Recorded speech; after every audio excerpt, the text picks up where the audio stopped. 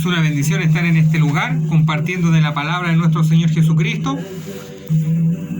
Y rápidamente, la palabra de nuestro Señor se encuentra, una palabra muy conocida, especialmente predicada en este último tiempo, en Primera de Tesalonicenses, capítulo 4, versículo 16 y 17. Primera de Tesalonicenses, capítulo 4, versículos 16 y 17.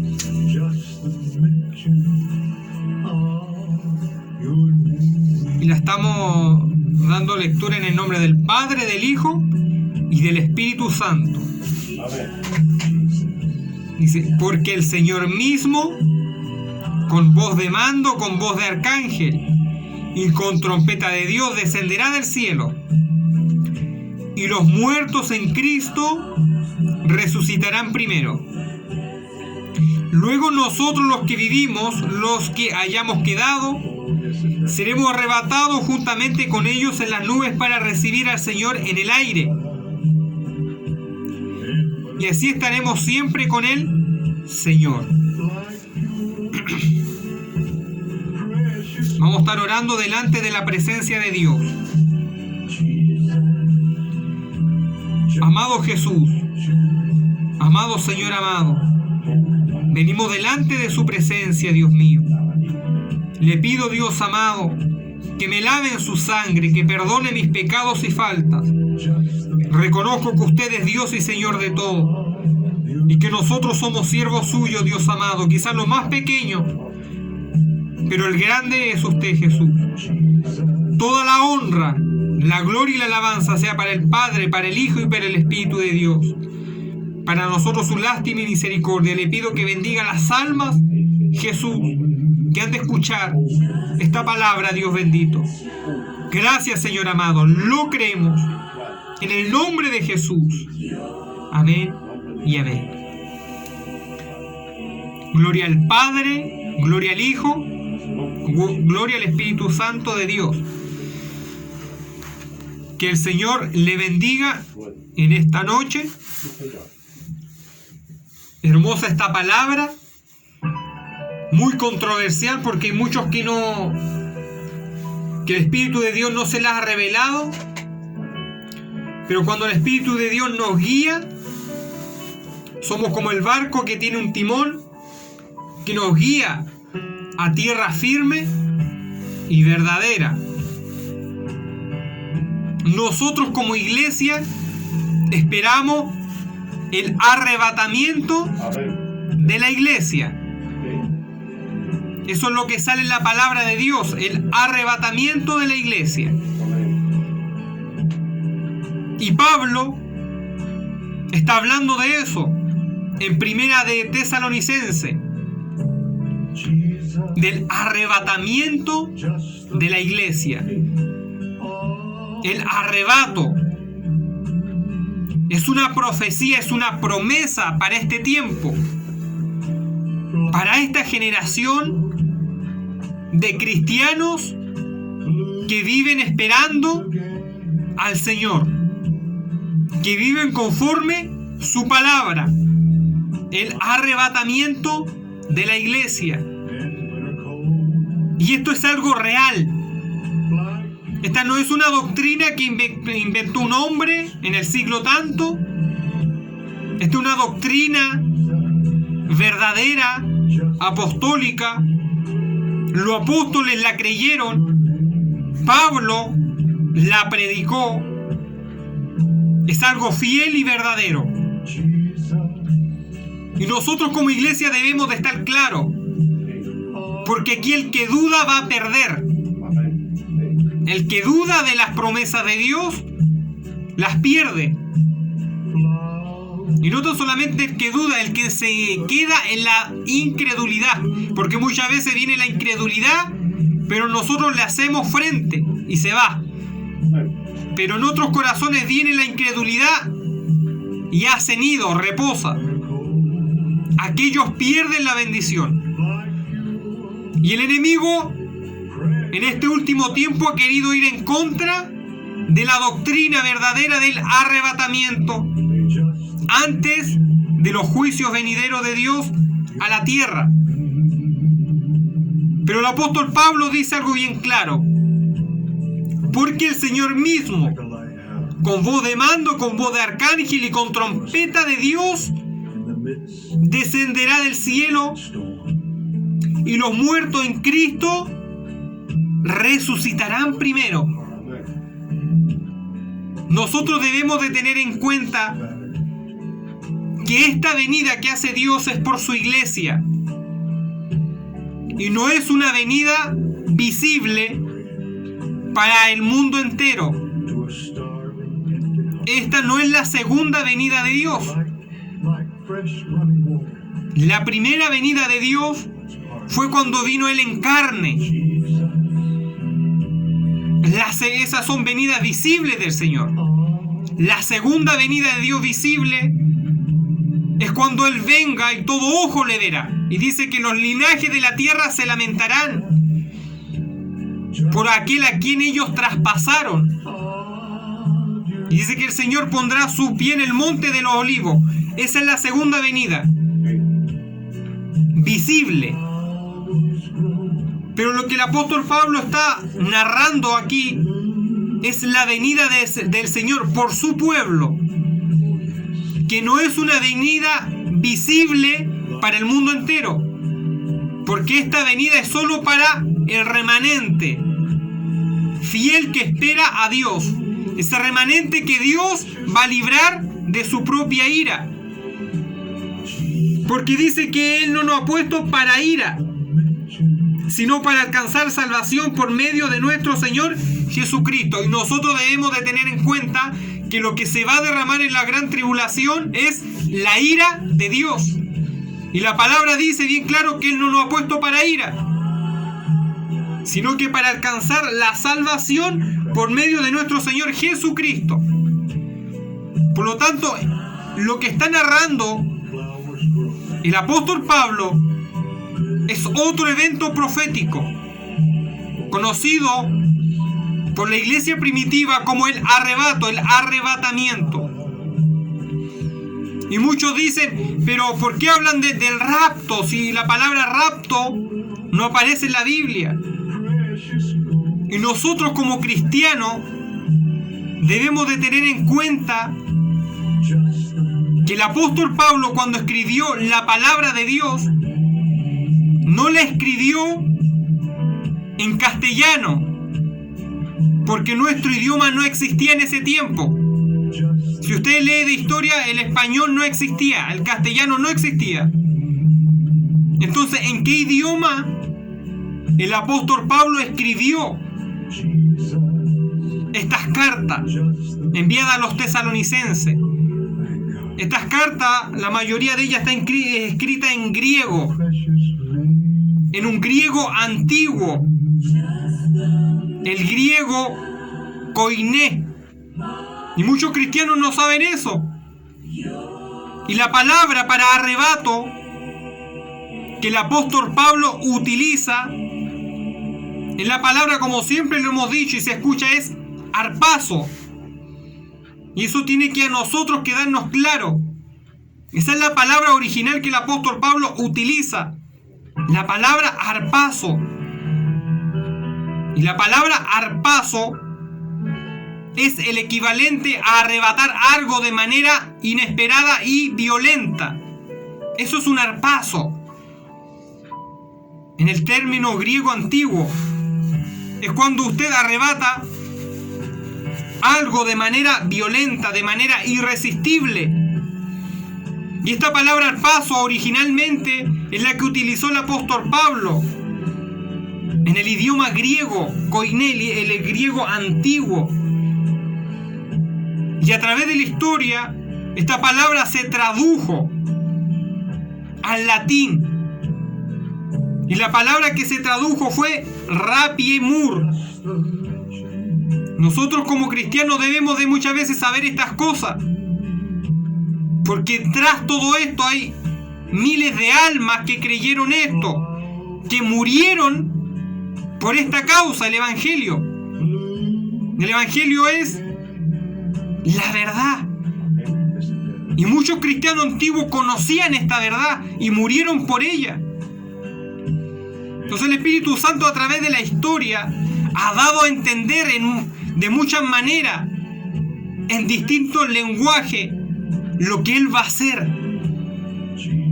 Ha hablado al culto racional del ser humano. Entonces los cristianos tradujeron la palabra harpazo, que es arrebatar, al latín, que es rapiemur, que es el equivalente a rapto. Por lo tanto, la palabra que utiliza, que a nosotros fue traducida como arrebatar, es el equivalente a rapto. Tras todo esto hay una historia de traducción de la palabra de Dios, y eso es verdad. Y muchas veces a nosotros no se nos enseñó esto. Pero la iglesia primitiva conocía estas cosas. El apóstol Pablo hablaba estos idiomas, pues él no era un hombre ignorante, era un hombre letrado. Él conocía bien estas cosas. Entonces la promesa que nosotros esperamos es el arrebatamiento. Ser tomado de manera inesperada, de manera irresistible, de manera brusca. Esa es una promesa que Dios ha hecho a su pueblo en este tiempo. Porque lo que viene es fuerte. Tan fuerte, dice su palabra, que 3/4 partes de la tierra va a ser destruida. Es la ira de Dios, que por millones de años se ha acumulado por la incredulidad y la rebelión de la creación. Entonces muchas veces es necesario repasar estas cosas como pueblo de Dios, porque Satanás, a través de la historia, también ha sacado a sus historiadores, sus falsos profetas, sus falsos maestros, que transgiversan la verdad. Satanás también tiene historiadores. Si pudo engañar la 4/4 parte de los ángeles de Dios, no va a poder engañar al hombre. Claro que lo hace cuando el hombre está lejos de Dios. Pero bendito sea el Espíritu Santo que nos guía a la verdad. El Espíritu Santo que nos guía a toda la verdad. Entonces, la palabra arrebatar es el equivalente a rapto. Búsquelo. Para aquel que no cree, que es incrédulo, busque, estudie algo de historia, y usted va a poder saber el origen de esa palabra, porque hoy en día hay muchos hermanos que no creen y dicen, ¿dónde está la palabra rapto? Y no saben que arrebatar es el equivalente a rapto, y tras de todo eso hay una traducción y muchas palabras que se emplearon que simbolizaban lo mismo. Entonces el apóstol Pablo describe que va a haber un arrebato, un arrebatamiento. Y esto se va a dar en las nubes. El Señor Jesucristo no desciende sobre el monte de los olivos. Otra diferencia, cuando sea la segunda venida visible, Él desciende en el monte de los olivos, el cual se parte en dos. El arrebatamiento es un evento profético que se da en el aire. Otro que muchos cristianos no saben y se confunden es sobre la resurrección de muertos. Déjeme decirle que en el rapto de la iglesia, y muchos no lo predican, pero cuando suceda el arrebatamiento va a ocurrir una resurrección de muertos. Y muchos dicen, no, pero va a haber una. No. Cuando usted lee la palabra y la estudia, han habido muchas resurrecciones de muertos. Y esta resurrección de muertos es especial para el arrebatamiento. Recuerde que Apocalipsis narra una resurrección de muertos antes del milenio, que es para los justos, y hay otra resurrección de muertos después del milenio, que es para los injustos. Por eso el ángel dice, bienaventurado aquel que tenga parte en la primera resurrección, porque la muerte segunda no le tocará.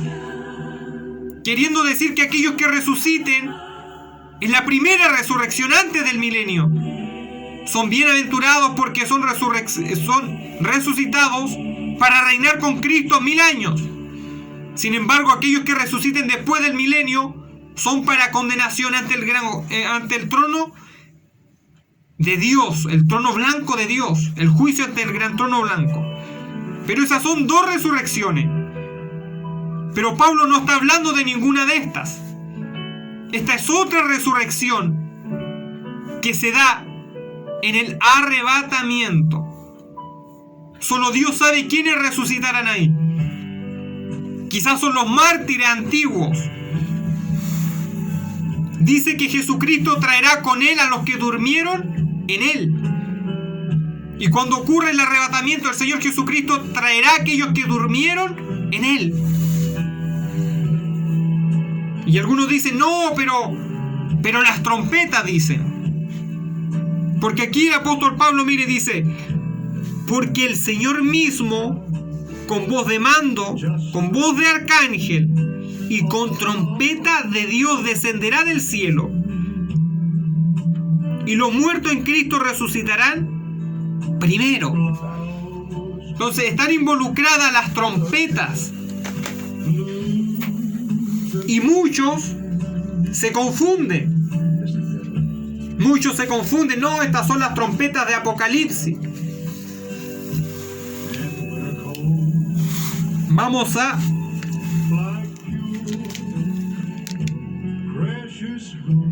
Primera los Corintios capítulo 15, versículos 51 y 52. Dice el apóstol Pablo hablando sobre el arrebatamiento. Dice, he aquí, os digo un misterio. No todos dormiremos, pero todos seremos transformados. En un momento, en un abrir y cerrar de ojos, a la final trompeta, porque se tocará la trompeta, y los muertos serán resucitados, incorruptibles, y nosotros seremos transformados. El evento de Primera de Tesalonicense y de Primera los Corintios es el mismo que narra Pablo. Y él vuelve a decir que hay trompetas involucradas. Y muchos se confunden y dicen, son las trompetas de Apocalipsis. Las 7 trompetas. Entonces cuando nosotros vamos a Apocalipsis, estas 7 trompetas que Dios le mostró a Juan, no se la mostró a Pablo, se la mostró a Juan, habla de otra cosa. Apocalipsis, capítulo 11, versículo 15. Mire, esto es lo que ocurre cuando suena la última trompeta de Juan, de Apocalipsis, que es otra trompeta. Dice, el séptimo ángel tocó la trompeta y hubo grandes voces en el cielo que decían, los reinos del mundo han venido a ser de nuestro Señor y de su Cristo, y Él reinará por los siglos de los siglos. Y los 24 ancianos que estaban sentados delante de Dios en su trono se postraron sobre su rostro y adoraron a Dios, diciendo, te damos gracias, Señor Dios Todopoderoso, el que eres y que eras y que has de venir, porque has tomado tu gran poder y has reinado. Y se iraron las naciones y tu ira ha venido, y el tiempo de juzgar a los muertos y de dar el galardón a tus siervos los profetas, a los santos y a los que temen tu nombre, a los pequeños y a los grandes, y de destruir a los que destruyen la tierra. Y el templo de Dios fue abierto en el cielo, y el arca de su pacto se veía en el templo, y hubo relámpagos, voces, truenos, un terremoto y grande granizo. Entonces aquí nosotros hemos visto las trompetas, las 7 trompetas, la trompeta final de Apocalipsis que habla el apóstol Juan. Y si la analizamos con la final trompeta que habla Pablo, son totalmente distintas, son eventos distintos. Déjeme decirle, cuando suene la final trompeta del evento que habla Pablo, lo que va a suceder es que el que toca la trompeta es el Señor Jesucristo mismo, porque dice que con voz de arcángel y con trompeta de Dios descenderá del cielo. Sin embargo, el Apocalipsis dice que un ángel toca la trompeta. Ahí hay una diferencia. El que toca la trompeta en el evento de Pablo es Jesucristo. Y el que toca la trompeta en el evento de Juan, de Apocalipsis, es un ángel. Jesús es Dios y los ángeles son ángeles. Y hay una diferencia. El que toca la trompeta en las nubes para el arrebatamiento es Jesucristo mismo. No es ningún ángel, es Jesús. Dice que Él desciende con trompeta de Dios, Él. Pero la última trompeta de las 7 trompetas de Apocalipsis, el que la toca es un ángel. Y hay una diferencia. Por lo tanto, el evento es distinto. Son eventos separados. Y algunos los juntan y dicen, la trompeta que habla Pablo es la de Apocalipsis. No. Hemos visto que no. Otra diferencia. Cuando se toca la trompeta, cuando el Señor Jesucristo toca la trompeta en el evento de Pablo, resucita un grupo de muertos y un grupo de fieles es transformado en el aire. Pero cuando el ángel toca la 7ª trompeta final en Apocalipsis de Juan, no sucede nada de esto. No hay resurrección de muertos, no hay un arrebato. Lo que sucede en el Apocalipsis de Juan es una declaración anticipada de la victoria de Jesucristo, una declaración anticipada de que Él va a juzgar los muertos. Es una declaración de victoria y de juicio, nada más. Por lo tanto, hay otra gran diferencia. Y hay hermanos que se han confundido y mezclan estas dos cosas, pero cuando las analizamos, son totalmente distintas. En las trompetas de Juan en las trompetas del apóstol Pablo hay una resurrección de muertos, hay un arrebatamiento de fieles y el que la toca es Jesucristo mismo. Pero en las trompetas de Juan de Apocalipsis, el que toca la trompeta es un ángel. Y lo que sucede es una declaración de victoria y de juicio. Nada más. Si usted sigue leyendo adelante en Apocalipsis, lo que sucede es que el dragón persigue a la mujer que es Israel y continúa la lucha, continúa. Hasta el capítulo 20, donde recién está la primera y segunda resurrección. Pero son eventos separados, son eventos distintos. Por eso, si alguien va a estudiar la palabra de Dios, que lo guíe el Espíritu Santo. Porque el enemigo se la está jugando. El enemigo hoy no se la juega tanto por los impíos, porque los tiene seguro. Se la juega por la iglesia, porque quiere que la iglesia se quede. Quiere que la iglesia sufra. Quiere engañar a los escogidos. Por lo tanto, cuando analizamos estas profecías son distintas. Ocurren cosas distintas. Los que hacen estos eventos son distintos. Es Dios en Jesucristo y en Apocalipsis es un ángel. Son totalmente distintos. Y muchos hermanos se equivocan. Y el enemigo le mete mentira, le mete teología distorsionada. Le mete doctrinas de demonios. Porque aquel que niega el rapto ha sido influenciado por un espíritu inmundo. Porque es una doctrina de demonios. Usted no puede creer algo que va en contra de la Biblia. Si usted cree algo que va en contra de la Biblia, le está creyendo al diablo. Dice que él es mentiroso, él es padre de mentira. Mas nosotros tenemos el Espíritu Santo. Estos son eventos separados y lo que ocurre son cosas muy distintas en distintos tiempos. Entonces nosotros nos preguntamos, está bien, son eventos separados, pero ¿por qué habla de trompeta el apóstol Pablo? Recordemos que al que el Señor le mostró los juicios como trompeta fue a Juan, no a Pablo. Pablo describe otro evento. Entonces nosotros decimos, pero ¿de qué está hablando él? Entonces los varones que han estudiado la palabra en el Espíritu de Dios, a través de la historia, han podido comprobar que el apóstol Pablo está hablando de una fiesta judía. La Biblia ha sido escrita en un ambiente totalmente judío. No fue escrita en un ambiente chileno, ni sudamericano, ni americano. Es un ambiente judío.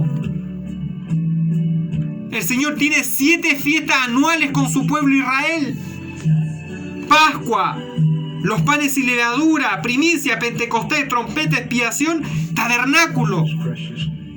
7 fiestas principales tiene el Señor. Y estas 7 fiestas, en cada fiesta ha ocurrido siempre un evento profético. Estas 7 fiestas representan siempre a Jesucristo. Jesucristo murió en Pascua. Él es el Cordero Pascual. Él es el Cordero Pascual que fue sacrificado. Recuerde cuando Faraón destruyó a los primogénitos de Egipto. Antes que eso hiciera, el Señor le dijo que sacrificaran, celebraran la Pascua, no rompieran ningún hueso del cordero y mancharan las puertas y los dinteles con sangre para que el ángel de la muerte no tocara a sus primogénitos. Esa es la Pascua. Y el cordero sacrificado, que a propósito no se le rompía ningún hueso, después sabemos que simbolizaba a Jesucristo. Ahí ya vemos que en Cristo ya se cumple una fiesta, la Pascua. Después vienen los panes sin levadura. Cuando Jesucristo murió, dice que Él era el pan de vida. Y cuando Él lo enterraron en esa tumba fría, simbolizaba cuando los hijos de Israel metieron el pan en un horno, el cual no alcanzaron a leudar. La fiesta de los panes sin levadura se celebra porque Faraón estuvo harto cuando le mataron los primogénitos y dijo: lárguense de aquí, vayan a Egipto y adoren a su Dios. Y dice Éxodo que ellos ni siquiera alcanzaron a leudar el pan porque fue muy rápido. Salieron con el pan sin levadura. Y desde ahí que se celebra esa fiesta de los panes sin levadura, porque Faraón le dijo: fuera, váyanse, estoy harto, vayan a adorar a su Dios. Y ellos ni siquiera alcanzaron a leudar el pan. Desde ahí se celebra el pan sin levadura. Y en Jesucristo se cumple esta fiesta cuando Él fue introducido a la tumba, porque cuando el Señor murió fue algo totalmente rápido. Ni siquiera alcanzaron a hacer gran ceremonia. Al igual que ni siquiera los hijos de Israel alcanzaron a preparar el pan, sino que llegaron, lo metieron después en el desierto en un horno y se lo comieron. Asimismo Jesucristo, ¿no le hicieron ceremonias cuando Él murió? Lo enterraron rápidamente y fue metido en esa tumba, al igual como Israel comió de ese pan sin levadura y metió ese pan en un horno. Así Jesucristo fue introducido en esa tumba, porque Él es el pan de vida. Segunda fiesta que se cumple: la Pascua y los panes sin levadura. Después en Jesucristo se cumple otra fiesta, que son las fiestas de las primicias. Jesucristo resucita y dice que es el primogénito de los muertos. En Él se cumple la tercera fiesta, las primicias, el primogénito de entre los muertos. Después Jesucristo, mire, todos estos eventos proféticos se cumplieron en fiestas. No fue casualidad, o fue casualidad. No fue casualidad. Después sigue Pentecostés. ¿Por qué se celebra Pentecostés? Jehová el Señor le da la ley a Moisés en el monte Sinaí. Le da la ley. Y ese monte ardía, tanto que los hijos de Israel no se podían acercar. ¿Qué ocurrió en Pentecostés? se derramó el poder del Espíritu Santo sobre 120, los cuales comenzaron a hablar nuevas lenguas. El poder del Espíritu Santo derramado en otra fiesta judía. Eso no es casualidad. Cristo muere en una fiesta judía. Lo entierran en otra fiesta judía. Resucita en otra fiesta judía. El Espíritu Santo se derrama en una fiesta judía. Esto no es casualidad. Esto es un lenguaje profético en la Biblia. El Espíritu Santo es derramado en Pentecostés sobre toda carne. Entonces nosotros ahora vivimos la dispensación de la gracia. Y hay otra fiesta que viene. Y la fiesta se llama Rosh Hashanah. La fiesta de las trompetas. Ese es el evento profético que está faltando. El quinto evento profético. La fiesta de Rosh Hashanah. La fiesta de las trompetas, la cual significa cabeza de año. Es el año nuevo judío. Entonces este es el evento profético que está por cumplirse. Las trompetas. Y de este evento el apóstol Pablo menciona Primera de Tesalonicenses, capítulo 4, versículos 16 y 17. Por eso él nombra tantas trompetas. Y dice la final trompeta, y se tocará la trompeta. Él estaba hablando, haciendo comparación de lo que viene. La fiesta de las trompetas en el sentido espiritual. ¿Y qué ocurrirá en esa fiesta de Rosh Hashanah? El arrebatamiento de la iglesia. El arrebatamiento de la iglesia. Dice que en esta fiesta se toca 100 veces el cuerno. Se toca 100 veces el cuerno. Y si no me equivoco es un intervalo de 3 o de 33. Y el último toque, ¿sabe cómo se le llama? Se le llama la final trompeta. A esa trompeta se refería el apóstol Pablo. Este evento profético que está a punto de suceder. Y este es el evento que nosotros proféticamente estamos esperando. La fiesta Rosh Hashanah, la fiesta de las trompetas. Y se dice que el que va a hacer esta fiesta es nuevamente el Señor Jesucristo, porque Él es el principal. Es el principal de todo. Y Él va a tocar la trompeta. Y esa trompeta final, que es la número 100 o 101, dice que se toca con una fuerza inmensa. Con la mayor fuerza se toca. Porque se celebra el comienzo de un nuevo año judío. Ellos celebran 2 veces el año nuevo. Por eso que el Señor nos ayude. El Señor tocará esa trompeta. Esa trompeta final. Y es la verdad de su palabra. La verdad de su palabra. Y es lo que nosotros estamos esperando. Por eso que el Señor nos ayude, que el Señor nos guarde. Que el Señor nos tenga a nosotros por digno. Cuando Él toque esa final trompeta podamos elevarnos en las nubes. Es el evento profético que estamos esperando y va a ser atroz para el que se quede. Va a ser atroz para el mundo entero. Va a ser atroz cuando en la tele empiecen a mostrar, y si es que muestran, que en los sepulcros se hicieron tiras, que gente desapareció. Eso es verdad. Es el evento que el apóstol Pablo estaba hablando. Y así nosotros lo creemos. Porque su palabra es fiel y verdadera. Después de la fiesta de las trompetas, que habla el apóstol Pablo en Tesalonicenses y en Corintios, sigue algo tremendo. La fiesta de la expiación. ¿Cómo va a estar el mundo entero en la gran tribulación? Con una expiación tremenda de parte de Dios. los juicios de Dios consumiendo el pecado y la maldad, y consumiendo a los pecadores, a los soberbios, a los incrédulos.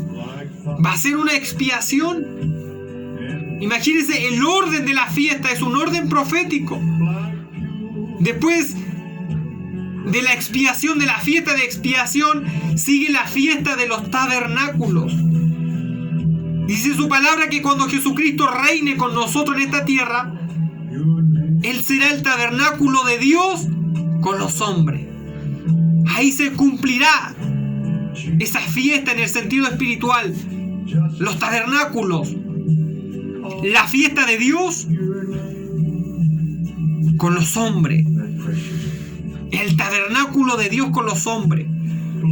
Por eso, amado hermano, el arrebatamiento real, y por la palabra lo hemos analizado, y es algo que nosotros no podemos negar ni podemos pasar inadvertido. Por eso que el Señor nos ayude, que el Señor nos tenga a nosotros por digno para volar con Él, porque sí o sí este evento va a suceder, al igual como el Mesías murió, fue enterrado, resucitó, se derramó Pentecostés el Espíritu Santo. Así igual se tocará esa trompeta final de la fiesta de la trompeta que hablaba Pablo, y los muertos resucitarán, y nosotros los que habremos quedado seremos transformados y recibiremos a Cristo en el aire. Vamos a ser arrebatados de esta tierra, vamos a ser tomados, raptados por el Señor mismo, porque Él no ha puesto a la iglesia como blanco de ira. Hay una sangre derramada por su iglesia, y hay una sangre derramada para todo aquel que es pecador y se arrepiente. Si usted no tiene a Cristo en su corazón, acéptele, lávese en la sangre de Cristo, y va a pasar a ser parte del pueblo de Dios, con esta hermosa promesa que se va a cumplir, aunque la niegue, aunque el diablo saque teologías baratas, engañando a aquellos que no conocen la obra del Espíritu Santo, pero la profecía se cumple igual. Muchos no creyeron que Cristo era el Mesías, pero ahí lo tenían. Muchos no creyeron en su resurrección, pero ahí hay una tumba vacía. La palabra de Dios se cumple igual. Nosotros debemos de creerla y de atesorarla en nuestros corazones. Que el Señor le bendiga, que el Señor le guarde. Muchas veces es necesario analizar esto. Es necesario los tesoros de Dios, tesoros escondidos. Y para que Dios le revele, usted tiene que meterse a escarbar estos hermosos tesoros. Que el Señor le bendiga. Vamos a estar orando por esta palabra. Vamos a estar orando por nuestras vidas, porque sabemos que la palabra ya es bendita. Amado Dios, amado Jesús, venimos delante de su presencia. La gloria es tuya. Lo creemos. Creemos a tu palabra. Dios amado, lávanos en tu sangre. Perdona nuestros pecados. Y tennos por dignos para poder presentarnos delante de usted. Muchas veces le fallamos. Muchas veces dudamos. Muchas veces pecamos. Te fallamos, Señor.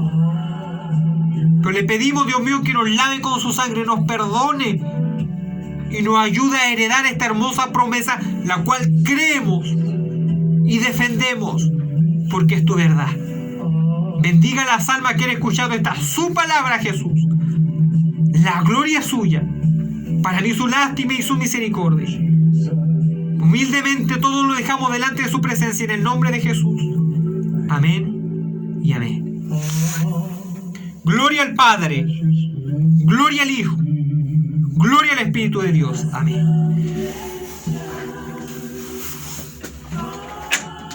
Que el Señor le bendiga, que el Señor le guarde.